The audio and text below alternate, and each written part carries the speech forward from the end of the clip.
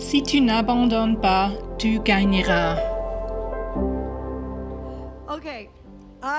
Alors, j'ai pensé que j'ai un message par rapport à mettre au monde le miraculeux et peut-être j'y arriverai, mais en fait, ce qui se passe, c'est que pendant la louange, j'ai eu l'impression que Dieu voulait que je parle par rapport au courage, des promesses, la destinée et juste ce qu'il veut faire à travers vos petites vies si vous n'abandonnez pas. Est-ce que vous êtes prêts à ne pas abandonner? Est-ce que vous êtes prêts à vraiment tout donner pour ne pas abandonner?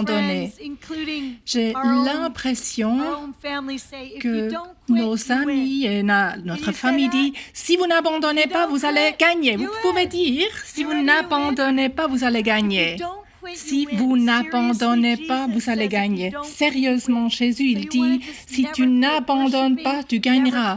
Tu veux jamais abandonner, d'aimer, d'avoir le regard sur Jésus, juste jamais abandonner. Il y a des gens qui étaient tentés d'abandonner. Roland dit, nous, on abandonne une fois par jour, mais on ne reste pas dans l'abandon. On ne reste pas dans l'abandon, on se relève. Oui, on tombe, mais on se relève. C'est ça notre secret. On continue à se relever. Pendant 36 ans déjà, on se relève ensemble. Alléluia! 36 ans où on se relève ensemble. Si tu n'abandonnes pas, tu gagneras. 2 Corinthiens 1 et le verset 20. Car autant il y a de promesses de Dieu en Christ et le oui. Des promesses. Alors, j'aimerais parler sur les promesses. Les promesses sont données par un Dieu fiable. Les promesses sont données par un Dieu qui n'abandonne jamais ce qu'il a promis. Il ne revient jamais en arrière. Toi, tu peux abandonner, tu peux avoir une fausse couche, mais Dieu, il soufflera à nouveau sur toi. Il veut te réallumer, enflammé avec ses promesses, avec sa destinée dans ta vie, pour que tu sois complètement, entièrement connecté à Jésus. Tu le veux? Tu le veux, effectivement? Est-ce que vous êtes un peu fatigué ou est-ce que vous vous réveillez? Bon, alors très bien. Il veut que vous êtes connecté à Jésus au point où peu importe ce qui se passe, vous n'allez pas abandonner. Voyez-vous, si vous êtes connecté à vous-même, et c'est tout, vous allez être épuisé et vouloir abandonner pour des petites choses, comme un ouragan. Un ouragan, voilà, comme ça. Voilà, des choses petites, comme des ouragans, des tempêtes, des émeutes. Si quelqu'un vous met en prison, des choses comme ça, vous abandonnez, comme ça. Parce que tu es connecté à toi-même. Mais si tu es connecté à Jésus, qui est plein de puissance, de destinée et de pouvoir, tu n'abandonnes jamais. Voilà alors, les promesses sont oui, sont pas non. Dieu ne te donne pas un tout petit quelque chose cadeau, tu le veux, mais vraiment, je ne veux pas te le donner. Tu veux cela, mais je ne vais pas vraiment te le donner. Lis la Bible, mais ce n'est pas vraiment vrai. En fait, effectivement, il promet ce qui est dans ce livre merveilleux. Tout, il te le promet pour toi. Et ces promesses ne sont pas peut-être. Peut-être si vraiment tu transpires assez. Peut-être si tu jeûnes assez. Peut-être si tu vas encore frapper ta tête sur un rocher. Peut-être là, je te donnerai ce que j'ai promis. Non, il dit, mes promesses sont oui en Christ, oui en Christ, et Amen. À travers lui, le Amen est prononcé par nous. Pour notre propre gloire? La gloire est pour qui? La gloire est pour qui? Elle est pour Jésus. C'est pour Jésus. Jésus reçoit la gloire. Dieu reçoit la gloire. Toutes les promesses qu'il a faites, et personne ici est sans promesse. Il n'y a aucune personne qui est appelée à la stérilité. Même ceux qui n'auront pas d'enfants naturels, il n'y a personne ici présent qui entend ce message qui est appelé à la stérilité. Dieu ne t'a pas fait pour la stérilité, il t'a fait pour la fécondité radicale. Et il en parle en Ézéchiel 47, en Apocalypse 22. Fruits, fruits, fruits partout. Accroche-toi à Jésus et tu auras du fruit. Crois en Jésus et tout ce que tu demanderas, je te le donnerai. Accroche-toi à Jésus. Mais il y a des gens qui trouvent, mais ça va encore donner des droits et les gens, ils vont demander pour Alexis. Alors, il faut t'accrocher à Jésus. Ce dont tu as besoin, accroche-toi à Jésus. Moi, je n'ai pas besoin d'Alexa, ce robot. Moi, je vis dans la brousse. Moi, j'ai besoin de tuba. Moi, j'ai besoin de tuba et des véhicules 4x4, des camions grands. Voilà, des camions. C'est de quoi j'ai besoin, de grands camions.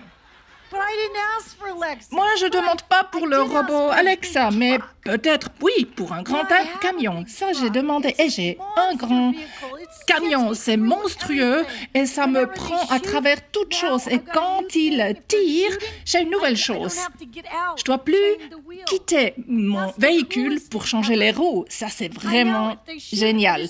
Maintenant, s'il tire, moi, je presse un bouton et je suis dans le mode 4x4. Ça, c'est super. Peu importe ce qu'il te faut. Il y a des gens qui disent, moi, j'ai pas besoin de ça. Non, mais vraiment, ici, t'as pas besoin. Oui, tu continues. Peut-être toi, tu veux Alexis. Moi, je ne sais pas ce que tu ferais avec, mais voilà.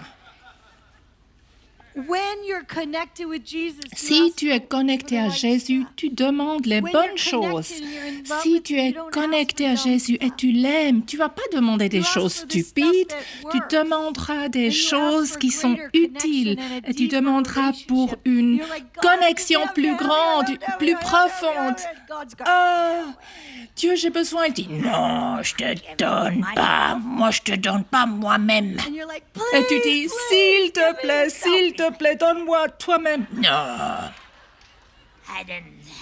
Non, ça, c'est pas mon plan de te donner moi-même. Mais qu'est-ce que nous, on pense? Est-ce qu'on pense comme des orphelins? Est-ce qu'on pense comme des orphelins qui disent, Dieu, il est méchant, là. Tu dois prouver ton amour pour moi. Non, il attend tout simplement que tu cours dans ses bras. Il est si bon, si aimant. Et il y a des gens qui regardent notre vie et disent, vous êtes des radicaux. Non, on est juste des chrétiens normaux. C'est normal, c'est la chrétienté normale. Si tu trouves qui tu es, qui il est, tout ce que tu fais avec ta vie, c'est ça. Pourquoi tu retiendrais quoi que ce soit d'un Dieu aimant? Pourquoi tu aurais quelque chose qui dit non à un Dieu qui est parfait? Un Dieu qui est parfait, qui est souverain, qui est glorieux. Chaque partie de toi donne tout et dit, prends-le Seigneur, prends-le tout. Moi, j'aimerais encore te donner davantage. Prends toutes mes pensées, tout motif, toute action. Si j'avais pas plus. Et il dit, Sipinapoka, moi j'aime ce que tu as. Il m'a dit cela. Toi, tu comprends pas qu'en fait, il te veut. Il dit pas, je dois les sauver parce que Jésus est mort pour eux. Moi, je dois le faire, c'est misérable et pourri. Non, en fait, il te veut. En fait, il aime être avec toi. La chose favorite de Dieu, c'est passer du temps avec toi. Il adore être avec toi. Il désire, il attend. Si tu lui donnes juste une chance, un moment, une seconde où tu veux te connecter à lui, boum, il est là. Il est là. Il est là, il veut se connecter à toi. Ses promesses sont oui. Et la promesse la plus grande dans le livre pour moi, c'est que l'intimité avec lui existe. La promesse la plus grande, c'est que lui sera un sceau. Il se mettra comme un sceau sur mon cœur, un sceau sur mon bras. Il est à moi et moi je suis à lui.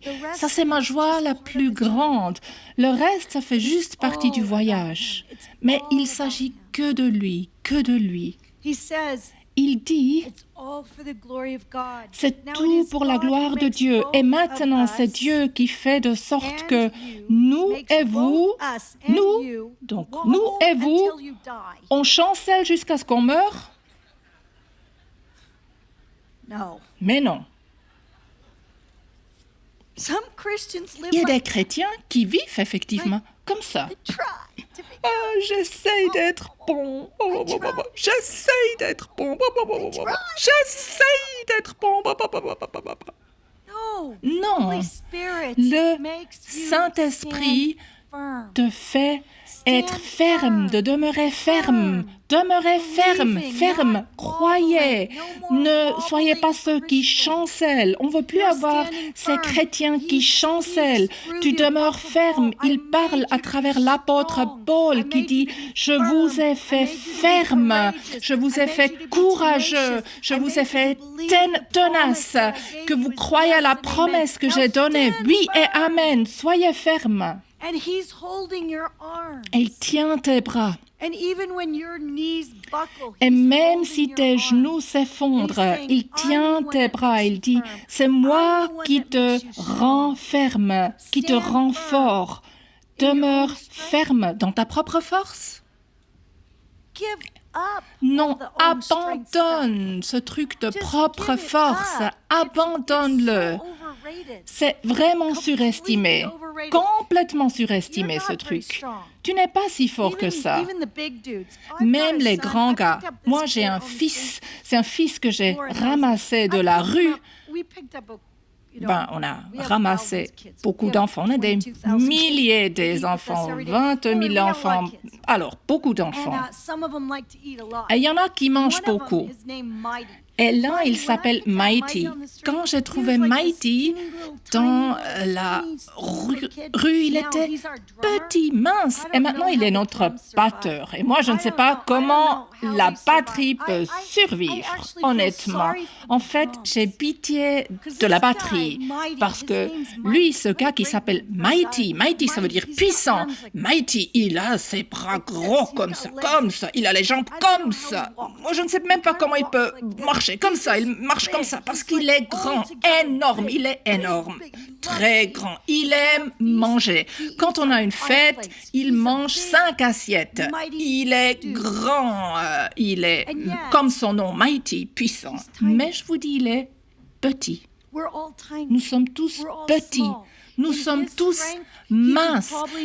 Dans sa propre force, il ne peut pas soulever un camion, je pense, mais dans la force de Dieu, c'est Dieu qui nous rend forts. Donc, Dieu, il est gentil. En fait, il me donne des exemples pendant que je parle parce que je ne sais jamais à l'avance ce que je vais dire, comme vous l'avez peut-être remarqué. Alors, une fois, j'étais dans une église, c'était une tente, et on était en train de bâtir la grande église, et j'étais en train de prêcher, et tout à coup, il y a un camion qui monte l'entrée. On avait à ce moment-là pas encore une route goudronnée. Je vous regarde. Lisez mes pensées, il me manque les paroles. Alors, là, vient ce camion. Moi, je suis en train de prêcher dans la tente et puis ce camion monte par l'entrée et tourne à droite dans notre bâtiment, pas encore fini, visiblement, parce que sinon le camion n'aurait pas pu entrer. Monte, va là et bascule sur le côté, tombe. Et je pense, ça a l'air bizarre. Quelque chose n'est pas correct ici. C'est pas possible qu'un chauffeur entre comme ça et va à droite et tout droit dans notre bâtiment. Visiblement, il y avait des puissance ténébreuse à l'œuvre. Alors, je suis là, toujours en train de prêcher, et j'ai l'impression que le Seigneur me dit, « Heidi, va là et tu soulèves ce camion. » Je dis, « Oui, Seigneur. » C'était 8 tonnes. J'ai dit, oui, Seigneur. Donc, j'ai dit à la congrégation, il y avait beaucoup de gens présents, j'ai dit, moi, j'irai là pour soulever ce camion, parce que ça n'a pas l'air bien. Je pense que ce camion ne devrait pas être là, donc j'irai pour le soulever. Qui veut me joindre? Moi, j'irai tout de suite. Il me regarde comme ça. Bizarre femme blanche. Alors, moi, je cours parce que, voilà, il faut le faire rapidement. Dieu, il a dit, soulève un camion, il faut être rapide. Alors, j'y vais. Et je dis, Shakarabasandara. Viens, Jésus, Shakarabaraba. Et c'est, voilà, un camion de 8 tonnes qui est sur son côté. D'abord, je regarde si le chauffeur va bien. C'est toujours important de le faire. Et je lui dis, tu devrais plus être possédé par des démons. Tu dois être libre. Sors du véhicule au nom de Jésus. Il a ses yeux comme ça tournés vers l'arrière et je dis, liberté. Alors, j'entends le Seigneur. Je mets mes mains sur le camion et je ne regarde pas ce qui est derrière moi. Pourquoi je devrais regarder ce qui est derrière moi? Dieu, il a dit, soulève un camion, je soulève un camion. Il ne m'a pas demandé à quel point je suis grande, à quel point je suis forte. Il a dit, lui, il est fort, lui, il est grand, lui, il est puissant. Donc, tout ce qu'il te dit de faire, tu peux le faire. Pas parce que toi, tu es fort, mais parce que lui, il est fort. Alors, il dit, soulève un camion de 8 tonnes. Tu dis, oui, Dieu. Oui, Seigneur. Alors, j'ai mis mes mains sur le camion et j'ai commencé à pousser. Et il n'a pas dit, tu fais un petit effort de ballet mignon, comme prétendre. Non, il a dit, tu pousses. Et je mets mes mains et avec toute ma force. Et moi, je suis quelqu'un qui soulève des poids. Avec toute ma force, je pousse, pousse, pousse, pousse. Et ça commence à monter, monter, monter, monter, monter. Et ça bouge, bouge, bouge, bouge. Et là, je regarde à ma droite. Et il y a des centaines et des centaines de mains. Et je regarde à ma gauche, des centaines et des centaines de mains. Tout le monde de l'église m'a rejoint. Mais moi, j'ai dû commencer à pousser. Ce camion s'est relevé, boum, était à nouveau sur ses roues. On a trouvé un autre chauffeur qui l'a sorti de l'église. Alléluia. Sanctus Deus, Dieu il est saint. Tu vois, dans tes pensées, tu te dis, mais ça c'est stupide, tu peux jamais soulever un camion de 8 tonnes. Tu ne sais pas qui Dieu va envoyer, ce que Dieu fera, le plan qu'il a. Il peut envoyer aussi 1000 anges pour soulever le camion avec toi. S'il dit soulève un camion, tu soulèves un camion. Il dit va en Somalie, tu vas en Somalie. Il dit tu t'assieds, tu t'assieds. Il a dit, je t'ai fait pour être ferme, alors tu es ferme. Il ne t'a pas appelé pour être un lâche pour Christ. Il ne t'a pas appelé pour être un lâche pour Christ. Je te loue, Jésus, mais j'ai peur de tout. Je suis un lâche pour toi. Non, il ne t'a pas appelé à ça. Il t'a appelé d'être fort. Il t'a appelé pour la connexion. Il t'a appelé pour croire. Il t'a appelé pour mettre au monde le miraculeux. Il t'a appelé de faire ce que tu ne peux pas faire seul. Toutes choses sont possibles à travers Christ. Tu dois juste te connecter. Si tu te connectes à lui et tu as ce style de vie et tu es possédé par lui, tout change. Il dit, et quand nous sommes fermes en lui, il nous a oint. 2 Corinthiens 1, 21. Vous savez ce que c'est? L'onction. L'onction. L'onction, c'est cette huile. C'est cette huile qui fait que tout marche. C'est la présence, c'est la joie, c'est lui l'onction. Et les choses qui étaient qui maintenant vont facilement. Tout change dans l'onction. Tout change dans l'onction. Les choses qui étaient si difficiles, qui t'ont fait paniquer, ne sont plus difficiles. Ce n'est plus difficile. Tout change dans l'onction. Lui, ça c'est le temps passé. Il a oint quelques personnes. Tout le monde qui croit, il a oint, il nous a oint. J'adore que les choses ont changé dans ce monde chrétien, ce monde qu'on croit, monde croyant ou chrétien ou plein de Jésus, où tout le monde maintenant peut participer à faire les choses. Je l'adore.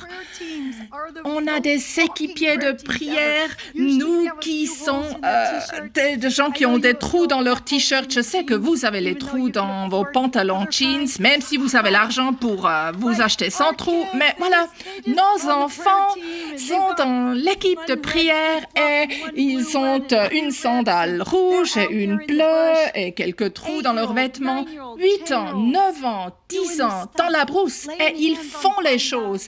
Ils imposent les mains sur les yeux aveugles, les oreilles sourdes, les jambes paralysées. Ils disent « Ah, guéris !» Et ils mangent leurs biscuits et ils prient pour les malades. C'est tellement de plaisir. Nous tous sommes oints. Nous tous sommes oints. Nous tous sommes appelés. Et plus tu te donnes à Dieu, et plus d'onction il mettra sur toi. Et c'est pour sa gloire. C'est pour sa gloire. Tu veux être oint?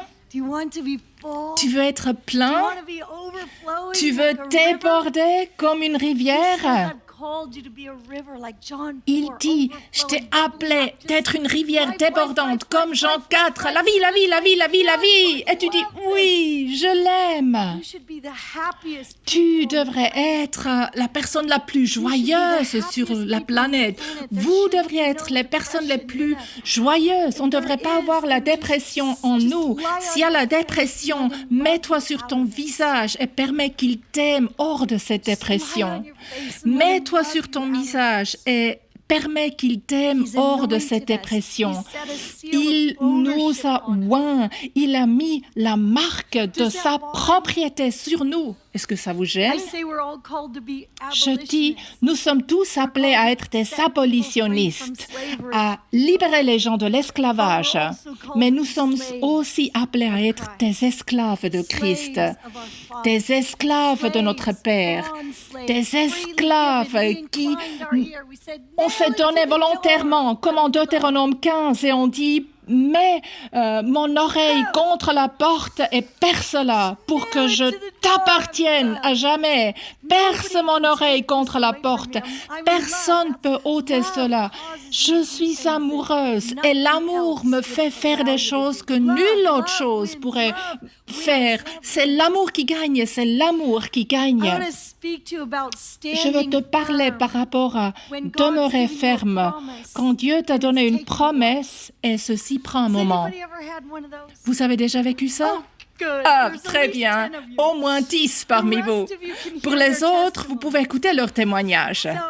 Alors, voilà mon petit témoignage, parce qu'on peut toujours seulement parler de sa propre vie, n'est-ce pas? On ne peut pas imiter l'histoire de quelqu'un d'autre. Je ne savais pas que les gens trouvaient des prédications d'autres personnes sur Internet. Moi, je ne suis pas tellement dans la technologie. Je ne saurais même pas comment trouver un tel message sur Internet. Mais pourquoi tu veux prêcher le message de quelqu'un d'autre, dis-moi?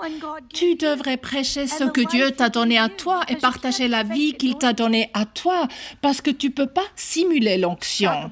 Shaka Baba. Shaka Baba. Alors, Un jour, il y en a qui connaissent ça. J'étais en train de plonger avec mon tuba. J'adore. Il n'y a pas de téléphone, pas d'ordinateur, pas de téléavertisseur, pas de queue. Je suis là en train de plonger pour Jésus. Et j'ai un temps merveilleux. Il y a les gens qui crient de la rive. Il y a toujours les queues. Mama Aïda, moi je nage. Mama Aïda. Je nage plus rapidement, je nage. Je t'entends pas, je nage. Et là, je suis vraiment dans l'eau, loin de la rive, en train de louer. Oui, Seigneur, j'adore, j'aime. Ah, c'est si bon. Ah, Dieu. Et vraiment, je suis trempée, littéralement trempée. Et j'entends le Seigneur, comme j'entends ma voix maintenant. Commence une université.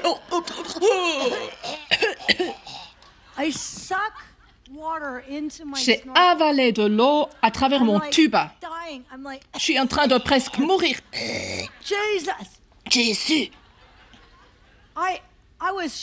J'étais choquée, complètement choquée, parce que jusqu'à l'âge de 16 ans, je n'ai pas pu lire. J'avais une dyslexie sévère. On m'a dit que je ne pourrais jamais aller à l'université. Appeler people, les gens, P-E, après tout le monde a rigolé. Appeler cat, un chat, je dis, vraiment, est-ce important de savoir comment appeler un chat? Vraiment, je pouvais pas comprendre les mots. Tout était comme tourné, tordu. Et on m'a dit, tu pourras jamais à l'université. Tu dois être une aide-soignante. Tu veux être missionnaire? Tu es une femme. Tu dois être une aide-soignante. Parce que infirmière diplômée est trop difficile pour toi. Et je me suis dit, je ne sais pas, je pense pas que aide-soignante, c'est mon truc, mais d'accord. Et après, Jésus m'a guéri. Il a juste guéri mon cerveau. Il m'a guéri. Il y a peu de gens qui le savent, mais effectivement, j'ai encore fait l'école pour aide-soignante, mais vous voulez pas que je fasse des soins sur vous. J'ai une fois fait une piqûre sur quelqu'un pour des allergies et c'était 10 fois plus de la dose supposée. C'était terrible. Ah, j'ai prié, Seigneur, ressuscite la personne des morts. Vraiment, ce n'est pas mon appel, les soins. Tu dois marcher dans ton onction. Si tu veux marcher dans l'onction de quelqu'un d'autre, tu peux tuer les gens. Tu dois aller dans ta propre onction. Sérieusement, tu dois marcher dans ton onction. Vraiment, si tu n'es pas appelé dans la médecine, n'essaye même pas. Nous tous, on doit faire ce que nous, on doit faire. Alors, finalement, je suis là, Jésus, il m'a guéri, j'irai à l'université. Mais seulement une université chrétienne qui demande un montant fou m'a admis. Et mes parents disent, au moins si c'est accrédité. Ils n'étaient pas des croyants. Au moins si c'est accrédité, ça va. Des chrétiens, ils ont dit. Eux, vraiment, ça les gênait beaucoup, mais ils ont quand même payé. Ils se sont dit, au moins, elle est entrée, c'est déjà un miracle, alors qu'elle y aille. Et moi, j'ai fait 3-4 ans, donc 3 et 4, j'étais prête à aller en mission. J'ai trouvé Roland, on a mangé ensemble, on s'est mariés, on est allé sur le champ de mission. C'est vrai, Dieu, il a choisi cet homme pour moi. Notre mariage était arrangé par Dieu lui-même. Il l'a arrangé, Shakababa. Donc, on va sur le champ de mission. On est donc en mission et le Seigneur a dit, à l'âge de 25 ans, tu auras une maîtrise. J'ai dit à Roland, parfois il faut dire, quand Dieu te donne une promesse, parfois il ne faudrait pas dire et parfois il faut dire. Parfois il faut vraiment dire aucun mot. Ça dépend. Mais si Dieu te dit de partager avec quelqu'un, tu partages. Donc j'ai dit à Roland, quand j'aurai 25 ans, j'aurai une maîtrise d'université. Maintenant, j'ai 23 et demi, 24. Il me dit, tu penses quoi? Ça arrivera dans le courrier postal?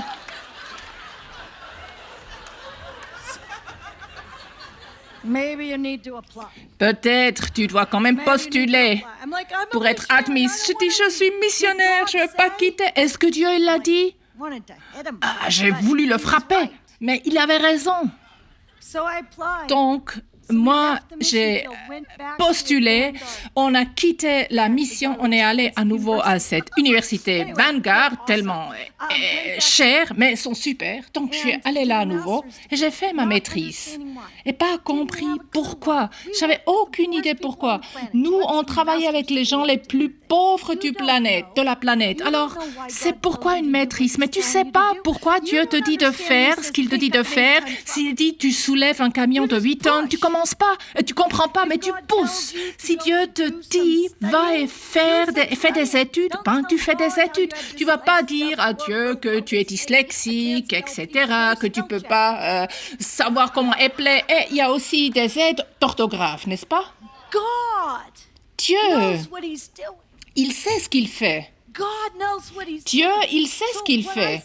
Alors, je dis d'accord, Seigneur, d'accord. Je l'ai fait. On est allé sur le champ missionnaire et à nouveau là, j'étais heureuse. On est en train d'attendre les perdus. Je l'aime. On voit Dieu et tout à coup, Dieu dit, tu vas aller obtenir un doctorat. Et je dis, je te réprimande, Satan, au nom de Jésus. Aller pour obtenir un doctorat, j'avais pas envie. Je me dis, Seigneur, tu sais à qui tu parles. Même les correcteurs d'orthographe ont des problèmes avec moi. Alors, vraiment, je comprends pas. Seigneur, j'aime le chant de mission. J'aime atteindre les perdus. Pourquoi, Dieu, tu le fais? Tu es méchant envers moi. Tu es méchant, Dieu. Mais je t'obéirai. Mon Dieu, tout est méchant. Il y a des gens parmi vous qui comprennent. Donc, Roland, il dit, vraiment? Dieu t'a vraiment dit ça? J'ai dit oui. Il m'a même dit où aller pour mes études. Il dit, tu penses, tu vas y entrer? J'ai dit, bon, si Dieu dit, il faut soulever un camion de 8 tonnes, Dieu, il peut te faire entrer dans n'importe quelle université sur la planète. Dieu, il peut tout faire avec une personne complètement donnée à lui. Tu peux pas dire à Dieu ce qu'il peut pas faire avec toi. Ce serait audacieux. Tu peux pas dire à un Dieu vivant qui t'aime, qui est glorieux, un maître, ce qu'il peut pas faire avec toi. C'est arrogant. Tu peux pas penser que toi, tu peux dire à Dieu ce qu'il peut faire ou pas. Mais non. Il est Dieu. Et toi, tu n'es pas Dieu. Youpi! C'est la liberté. C'est la liberté. Ce que Dieu te dit, c'est possible. Toute promesse qu'il t'a donnée, c'est possible. Donc j'ai dit, d'accord, Seigneur. Alors, tu m'as dit d'y aller. King's College, université à Londres. J'y vais. J'étais admise. C'était un miracle. Ils me regardaient comme ça. Vraiment, ils étaient scandalisés. Une Californienne, une femme blonde. Vraiment, ils étaient scandalisés. Ils ont voulu me mettre à la porte. J'avais une chrétienne bouddhiste radicale, féministe et lesbienne comme directrice de thèse qui me regardait comme ça.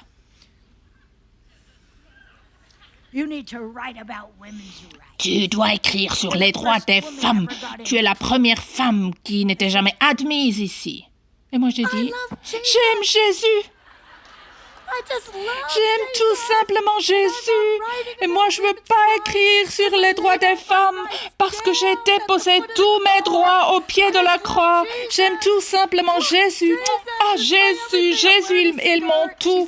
Et moi, j'ai porté ma jupe. Elle était scandalisée par ma jupe. J'ai dit, j'aime Jésus. Et puis, elle a appelé le prêtre homosexuel qui était l'autre directeur de thèse. Et puis, moi, j'ai dit, je ne peux pas travailler avec cette femme. Et lui, le prêtre homosexuel, était si sympa. Moi, j'ai pleuré. Elle me déteste parce que je suis une femme. Je ne peux pas travailler avec elle. Et il m'a dit, lui, il m'a dit, ma chérie, elle m'a déjà appelée. Elle ne veut pas travailler non plus avec toi. Alors, mais moi, j'ai trouvé ce gars qui était pentecôtiste et maintenant il est un orthodoxe russe. Peut-être il te comprend. Alors, pas de souci. On l'appellera. Bref, 4 ans plus tard, j'ai reçu mon doctorat. Shaka Baba. Et je n'ai pas compris pourquoi Dieu m'a mise là. Je n'ai pas compris du tout. Tout ce que je savais que la nuit, je suis allée, j'ai donné à manger aux sans-abri. J'ai commencé une église pour des schizophréniques et des drogués et quelques doctorants. C'est ceci qui m'a motivée à continuer. 4 ans plus tard, j'ai terminé et Dieu il m'a dit, tu vas maintenant dans la nation la plus pauvre sur la planète. Mais tu fais quoi? Tu es folle? Tu as juste passé 10 ans de ta vie pour avoir un doctorat. Maintenant, qu'est-ce que tu fais avec? C'est ce que mes parents m'ont dit. On a pensé que maintenant, finalement, tu es saine d'esprit et raisonnable. Et regarde maintenant ce que tu fais. Tu vas juste tout jeter par-dessus bord sur le champ de mission. Ah, ces missionnaires sont pauvres. Sont pauvres. Vraiment pauvres. Normalement pas éduqués. Toi, tu es une exception. Mais nous, on n'aime pas cette idée. C'était un scandale dans ma famille. J'ai dit à mon mari Roland, est-ce que moi je peux aller d'abord? Il a dit, je t'aime. Tu peux aller, oui. Donc je suis allée là. Et j'étais assise au Mozambique sur un coin de rue. J'avais pas à manger, j'avais aucune place où dormir, je ne savais pas quoi faire. Et Dieu a envoyé une missionnaire avec un chignon et une jupe à fleurs et des chaussures de tennis, ce qui communique qu'elle est missionnaire. Donc elle court vers moi, elle jette des clés sur mes genoux, elle dit « Va vite, prends ma maison ». Je me dis « Ben super ». Elle dit « Moi je dois aller au nord, tu dois manger ma nourriture, sinon les rats vont manger. » Et puis elle part, sans me dire où est sa maison. Elle m'a rien dit, et il n'y a même pas les panneaux de rue. Et je suis là avec ces clés, comme vous. Vous avez ces clés jolies que les sans-abri font. Voilà ton espoir, ta joie, ta paix. Ces clés-là, donc moi, j'avais ces clés. Nous avons tous des clés. Nous avons tous des clés, mais le truc, c'est que la plupart d'entre nous ne les utilisent pas. Nous avons ces clés pour le royaume. Nous sommes les enfants du royaume. Ah, ici à Bethel, on sait, nous sommes des enfants de Dieu. Nous faisons l'histoire. Nous sommes d'une royauté. C'est génial. Mais qu'est-ce que tu fais avec tes clés? Est-ce que tu utilises tes clés? Ou est-ce que tu es assis sur tes clés? Et tu te demandes pourquoi ton derrière fait mal. Tu as tes clés. Tu es appelé à être ferme, croire la parole de Dieu, fais ce qu'il te dit et poursuivre. Connecte-toi à Dieu. Poursuis. Tu n'es pas appelé à être assis sur tes clés ou de les mettre autour de ton cou. Ah, c'est joli, voilà ta foi, ton courage. Je te donne le courage comme clé pour autour de ta nuque. Non, utilise les clés. Utilise les clés. Dieu, il veut que tu utilises les clés. Et là, je suis assise au Mozambique, ce coin de rue avec toutes ces clés et je ne sais pas où aller avec. J'ai trouvé un gars qui s'appelle Lazare, qui parlait 5 ou 10 mots d'anglais, moi 10 mots de portugais, de Shangan. Et là, on court ensemble autour d'un rond-point. On essaye de trouver où aller. Et puis, il y a la jauge à carburant qui va vers 0. Et le Seigneur me dit, si tu n'es pas pleine ou si le camion n'est pas plein de carburant, tu vas nulle part. Ta vie, toi, tu dois être plein de Saint-Esprit. Nous, on reçoit des clés, on commence à bouger dans la bonne direction, faire ce qu'il nous a dit de faire, et là, on oublie que nous avons besoin de carburant. Nous oublions que nous avons besoin de carburant. J'ai une histoire fort embarrassante. Je ne sais pas si Cassandra et Steve sont là. Sinon, ils auront entendu plus tard que j'en parle. Mais c'est des gens super, responsables de l'une de nos écoles. Et Dieu a parlé à notre mouvement de leur acheter un nouveau véhicule. On a dit, c'est super, on a acheté des ballons, on a mis les ballons dans ce véhicule, on a fait une fête parce qu'eux gagnaient seulement à peu près 10 000 par année entre les deux. Donc, on s'est dit, une voiture serait une bénédiction. On a mis les ballons dedans, on était excités. On fêtait, les ballons, la fête, et puis ils vont me prendre à l'aéroport pour que je puisse aller quelque part pour prêcher. Donc, on entre l'autoroute sur la route d'accès où les 4 voies commencent et le véhicule s'arrête. Comme ça, un véhicule neuf qui n'a jamais été utilisé. Nous sommes les premières personnes à l'utiliser. Eux, c'est les propriétaires. C'est vraiment une voiture neuve. Et nous, on réprimande le diable. Ah, on a une voiture défectueuse. C'est terrible. Voiture défectueuse, regarde. Et maintenant, on a ça. On a voulu les bénir. On te réprimande 100 ans. On te lit 100 ans. Et tout à coup, Steve regarde la jauge à carburant.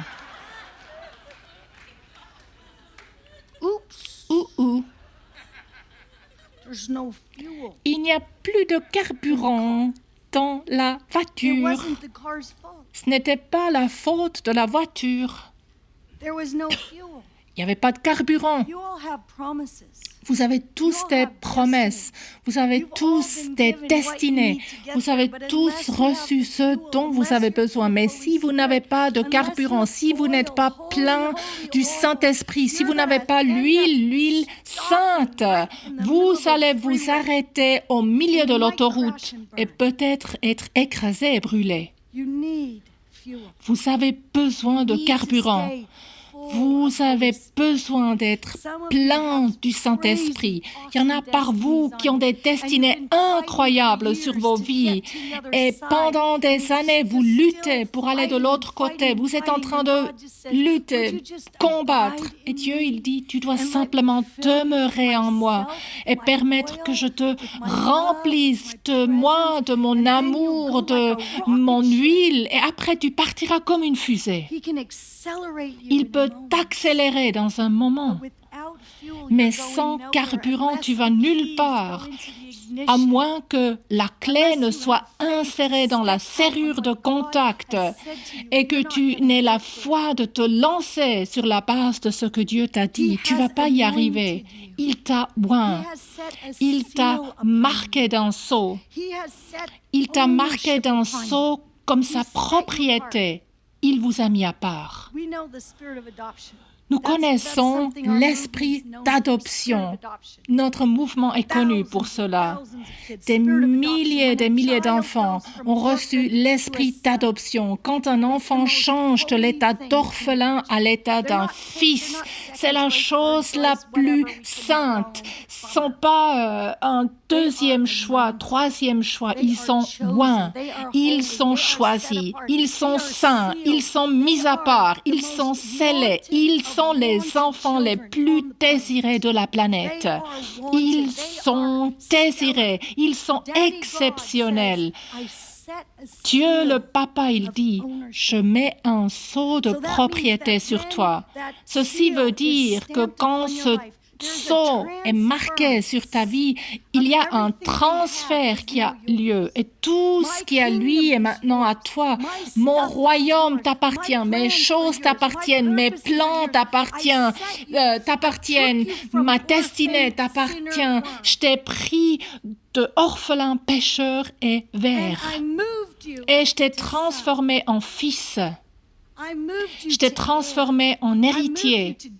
Je t'ai transformé en fille et je t'ai marqué d'un sceau. Et si tu permets que je te marque et tu m'offres ton oreille comme en Deutéronome 15 et tu te donnes à moi, tout le monde sur la planète verra à qui tu es.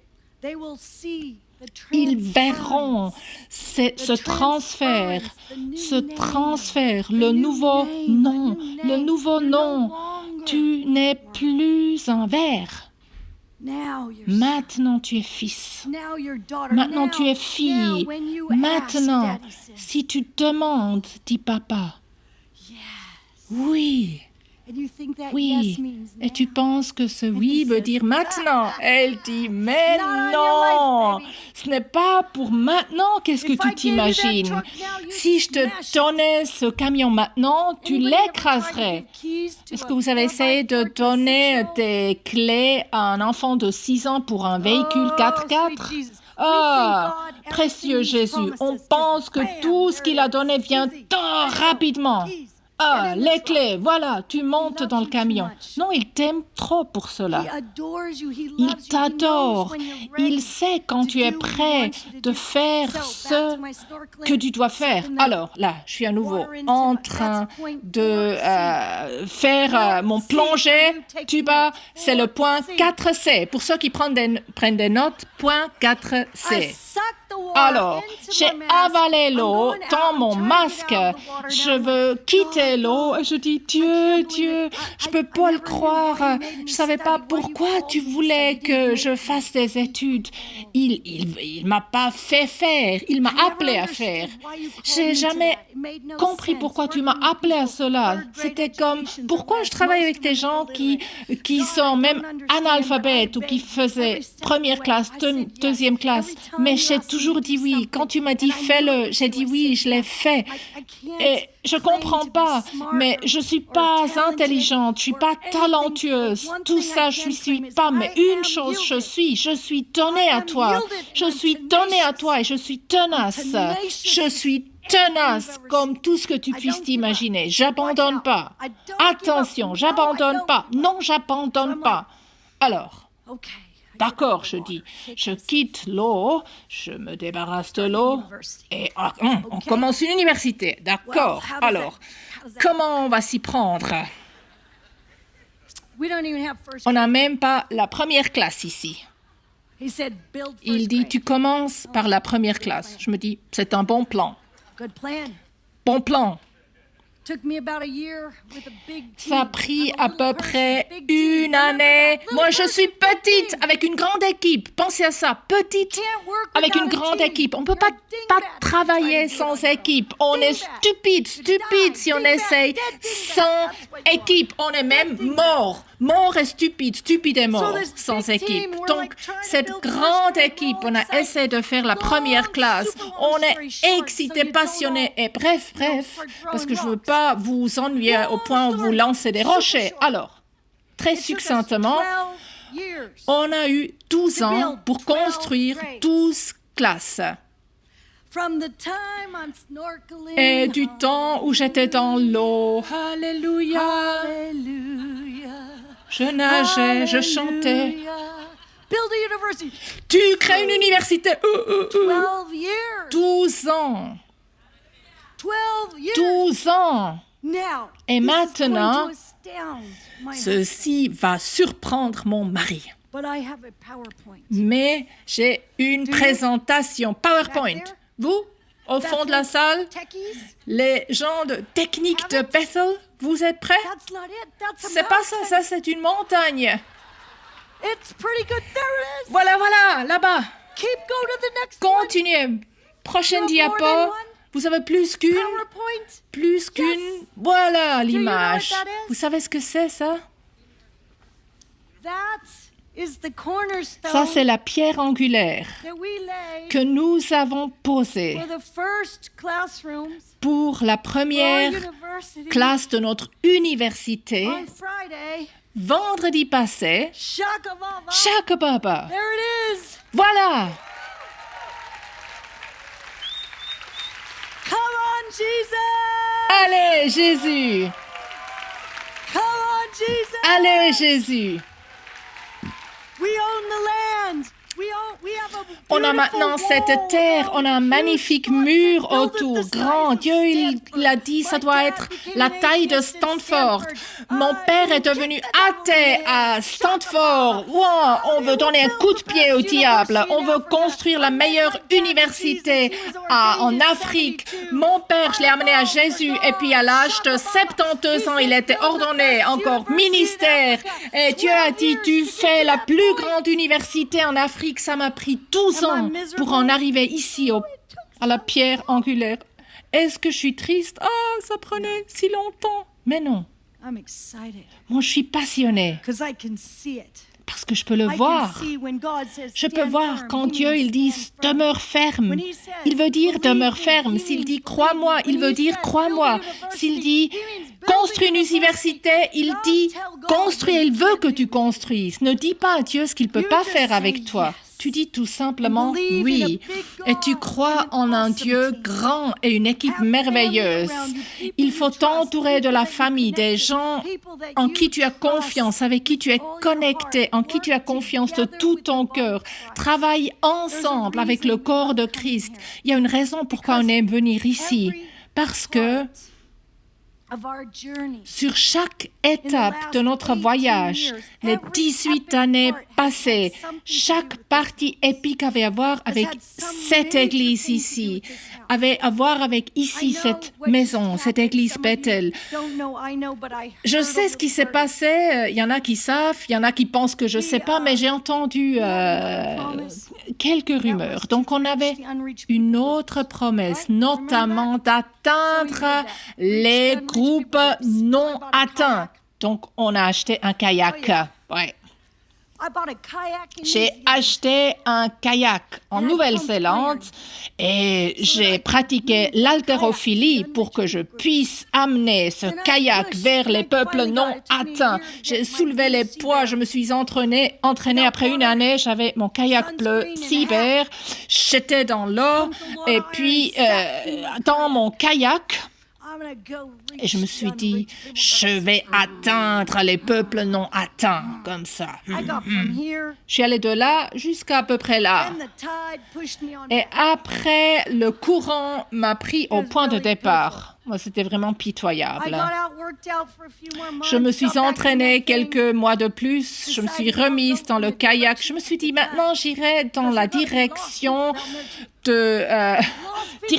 du courant, parce que là aussi, il y a des gens perdus. Voilà, le courant me prend vers les gens perdus. Ça, c'est mieux.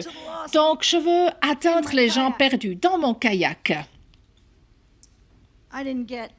Mais je ne suis pas allée plus loin que là, le panneau sorti. Après, il y a des gens qui ont dû me secourir et m'aider à ramener le bateau vers la maison. C'était pitoyable. Il y en a parmi vous qui vivent vos promesses comme ça. Vous êtes dans l'étape kayak. Et dans l'étape kayak, c'est passionnant mais misérable en même temps. Parce que vous pensez avoir trouvé la solution pour la promesse de Dieu dans ta vie. Et Dieu, il est là et puis affectueusement, il éclate de rire. Il dit, ma chérie, mon chéri, ce n'est pas le bateau que j'avais en tête pour toi. Donc tu vas vers Dieu de tout ton cœur et tu dis, merci Jésus, alors qu'est-ce que tu veux? Et il dit, tu te procures un bateau plus grand de 8 mètres. Ça prenait encore 2 ans. Tout le monde vomissait, avait la nausée, l'équipe voulait plus en embarquer. C'est comme, je loue Jésus. Après, le moteur s'explose. Finalement, on est vers les gens non atteints. On les amène à Jésus. Et puis, le bateau coule. Et tu es là. Gloire à Jésus. Et tu rentres vers Dieu et tu dis, Dieu, j'avais une promesse. Il faut atteindre ces peuples non atteints. Ça, c'est la promesse pour notre mouvement d'atteindre toute île, toute langue, toute tribu, partout sur cette planète qui ne t'a pas entendu. De leur amener le Nouveau Testament, l'Évangile. Dieu, tu as dit. Il dit, tu te procures un bateau plus grand et on se procure un plus grand. On a un témoignage. Tu aurais dû entendre mon témoignage. Probablement tu l'as entendu. Mon témoignage était, on a reçu le bateau roi de l'Espagne. Ça, c'est un témoignage. Imagine-toi, nous, un puzzle de personnes et un bateau de roi d'Espagne. Un bateau de 17 mètres. Donc, on a arraché le lit de roi, monté des lits superposés et assuré que le bateau ait l'air d'un bateau missionnaire. Et on veut atteindre les peuples non atteints. On est enthousiaste. Oui, Dieu, regarde-nous. On a le bateau du roi. Les enfants font les sauts périlleux du bateau. On peut atteindre à peu près 20 000 personnes. On est excités. C'est tellement génial. Oui, Dieu. Oui, on donne notre témoignage. J'ai dit, mon mari a perdu sa raison, puis l'avion s'est écrasé, puis le bâton a coulé, et maintenant Dieu a redonné la raison à mon mari, et nous avons un meilleur avion, et voilà, Dieu nous a donné le bateau d'un roi, et tout le monde applaudit. Et tu t'attends pas à attendre, et celui-ci a aussi coulé. Oui. Le bateau de 17 mètres a aussi coulé. Clang, clang, clang, clang, clang, bang. Ouch. Ça fait mal. Et je ne sais pas. Vous connaissez Bill Johnson? Il y en a qui connaissent? Cet homme, il a des oreilles. Il entend des choses. Je ne sais même pas comment il entend ces choses.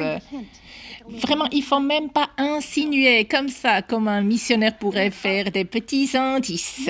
Non. On était juste en train de parler avec des amis. On a parlé de ce bateau du roi qui était désormais le bateau du roi de gloire. Pourquoi le roi de gloire aurait permis que son bateau coule? On a dit, c'est ton bateau. Pourquoi tu permets que ce bateau coule? Parce qu'il voulait que tu aies un bateau plus grand. Tu vois? Tu peux regarder toute chose de plusieurs perspectives. Tu peux blâmer le diable autant que tu voudras. Blâmer le diable. Je déteste le diable. Je ne veux même pas lui donner de temps. Je ne veux même pas lui donner assez de temps pour le blâmer.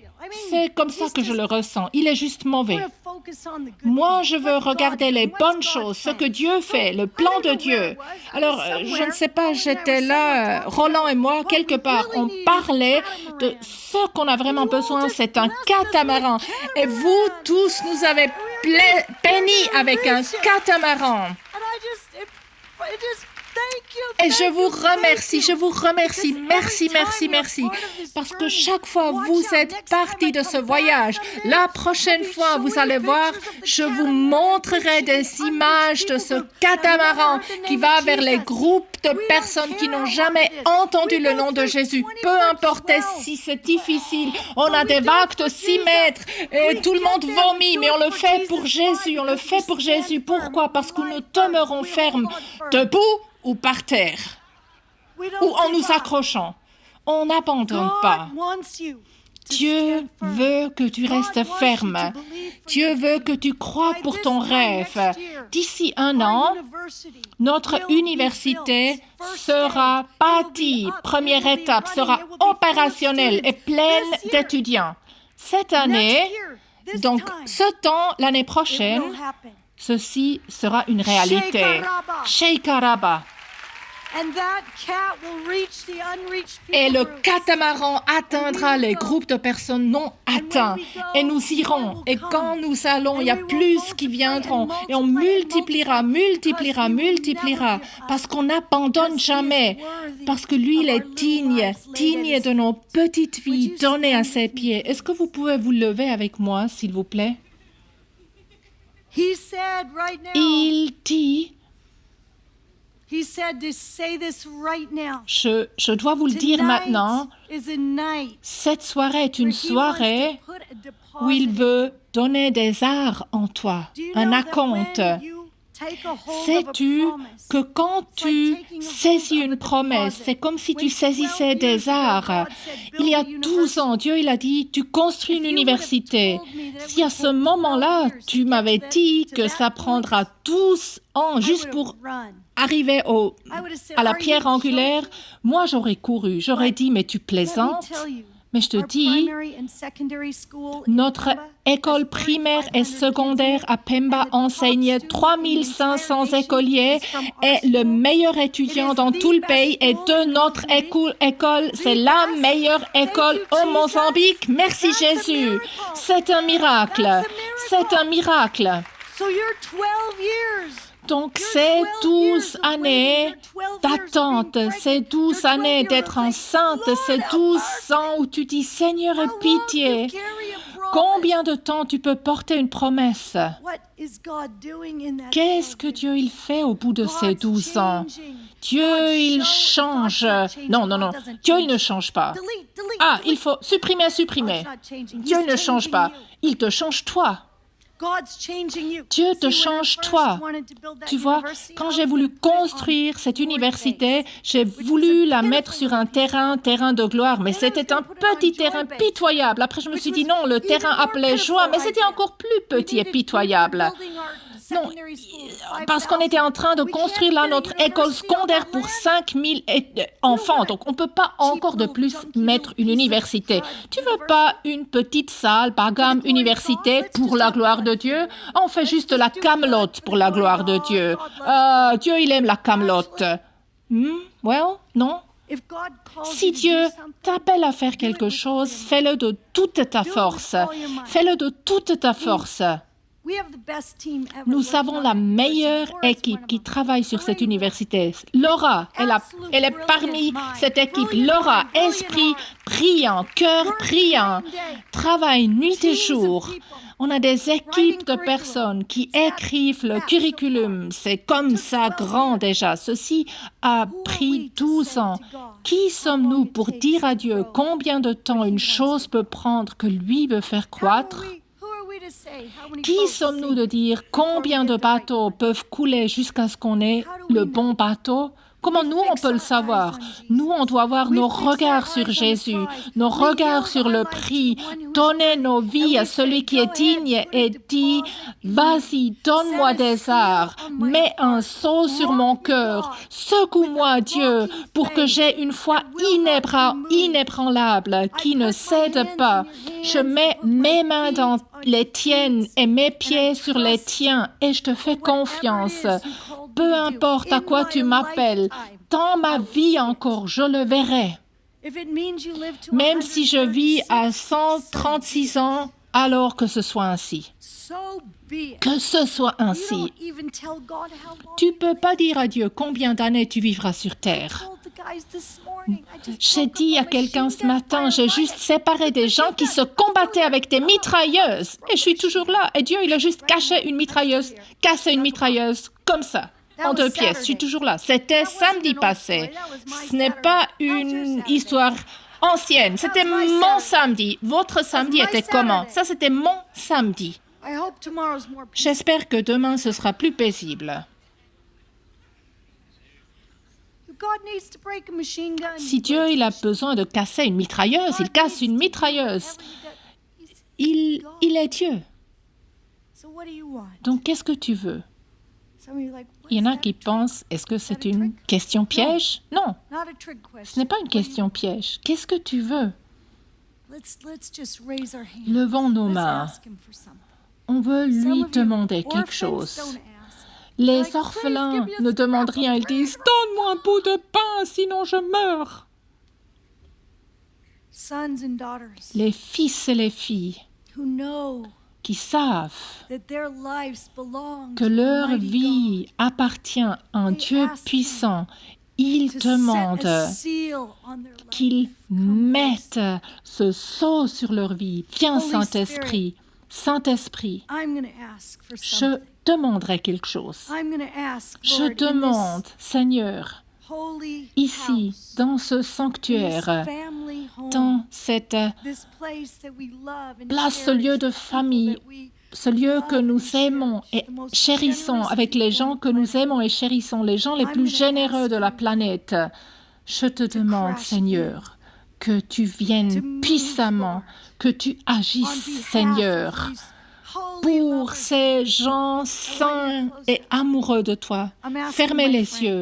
Je demande à mon ami de venir. Je demande que mon ami vienne de manière souveraine. Je demande qu'il vienne.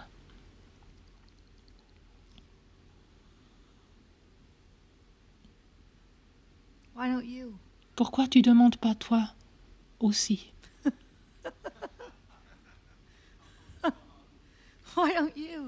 Et toi, pourquoi tu ne demandes pas toi aussi?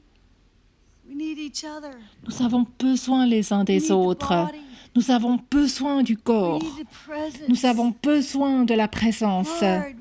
Seigneur, on ne peut pas être ferme sans toi. Gêlé. Mais avec toi, nous pouvons. Avec toi, Dieu, toutes choses sont possibles. Toutes choses sont possibles, Dieu.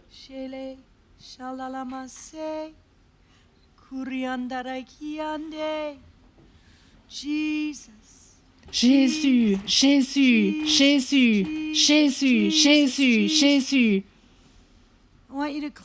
Je veux que tu fermes tes yeux et que tu lèves tes mains. Je veux que tout le monde maintenant ait le regard dans le visage de Jésus. Je veux que tu regardes que dans le visage de Jésus. Je veux que tu écoutes, écoute le Père. Il veut te parler ce soir par rapport à des choses que tu as laissées tomber, que tu as lâchées.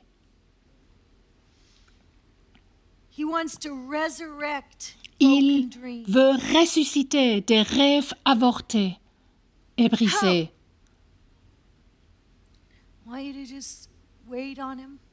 Attends-toi à l'Éternel.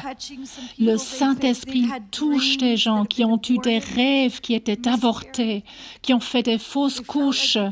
Ils ont eu l'impression que la grossesse durait pour trop longtemps, était trop difficile. Cette phase de transition leur faisait peur. Et je vois que Dieu, il souffle à nouveau la vie sur ces gens. Il souffle la vie de résurrection dans les gens maintenant. Ça vient, cette vie. Si tu le sens, souffler la vie dans tes rêves morts, tu sens qu'il va te renforcer. J'ai l'impression que le Saint-Esprit, il continuera à agir ce soir. Toucher les gens de sa gloire. Toucher les gens de sa puissance. Et je te demande maintenant de faire une chose, de faire quelque chose. Quelque chose que tu peux lui dire, que tu veux t'offrir toi-même complètement, que tu veux incliner ton oreille pour qu'il la perce, pour qu'il prenne tout de toi. Et tu vas plus faire des excuses. Tu peux venir à l'avant maintenant. Tu peux t'agenouiller, tu peux te mettre sur ton visage, prosterne-toi, mais fais quelque chose et dis, Seigneur, plus d'excuses, plus d'excuses, plus d'excuses, plus de non en moi. Si tu dis soulève un camion, je soulèverai un camion.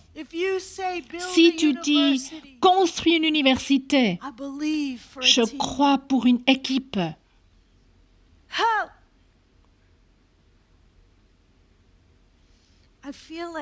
J'ai l'impression que probablement ceci concerne tout le monde ici. J'ai l'impression que le Saint-Esprit dit, il y a quelque chose en vous qui doit entreprendre ce premier pas. Il y a quelque chose. Je vais demander à Will, Sean, Sharon, Danny, Roland, Jen, different, yeah, and Kyle. Et Kyle, I want all of you to, we're going vous to start tous, looking where Holy Spirit's on veut moving. regarder où le Saint-Esprit est en I train want you to d'agir. start ministering. Comment c'est le ministère? Sherereba. Close your eyes. Fermez Yield les your yeux, heart. donnez vos cœurs. Close your eyes. Yield your Fermez heart. Holy Spirit's les yeux, falling. donnez le cœur. Le Saint-Esprit vient. Holy Spirit's falling. Le Saint-Esprit est ici. Il est There's ici. fire Il y a le falling on feu yielded qui hearts right now. tombe If sur you're in les back, cœurs you wanna kneel donnés. back there. Si You're tu in es the au fond et tu veux kneel t'agenouiller there. là Just, ou dans l'autre Rabba, salle, tu peux yield your t'agenouiller life, où tu es. yield your life, Donne ta yield your vie, life, donne yield ta your vie, life. donne ta Take vie. the first step. Entreprends ce premier pas. There has to be something in you that Il says, doit y avoir God, quelque chose en toi qui dit, God, I Dieu, don't care how Dieu, long it peu takes. importe combien de temps ça prend, I don't care what it peu costs. importe ce que ça coûtera. I don't know if I'll Je ne understand sais the pas si je process, comprendrai le but I'm processus, making the first mais je step. entreprends Some le of you premier need to pas. make a Il y en a first parmi step. vous qui You doivent need to faire le make premier your way pas. to the front. Vous devez You need venir to à make l'avant the first step, or et you need faire to ce kneel premier where you pas, are. You ou need vous to say, agenouiller où God, vous I'm êtes not et gonna dire, sit Dieu, on the je ne vais keys pas any être longer. assis sur mes clés God, I'm not désormais. gonna sit Dieu, on je the ne serai keys plus any assis longer. sur mes clés And I'm not désormais. going to be a Et rusted je ne vais out pas truck. être un camion rouillé. Lord, fill me Dieu, remplis-les. with your presence. Remplis-les par ta présence. Holy Spirit's here. Saint-Esprit, Close your il est eyes. là. Yield your heart. Ferme tes yeux et donne ton cœur. Si tu n'abandonnes pas, tu gagneras. Voilà le contact pour des commandes ultérieures. La traduction simultanée en français a été réalisée par Annette von Lerber, AVL interprète SARL, Fribourg, Suisse.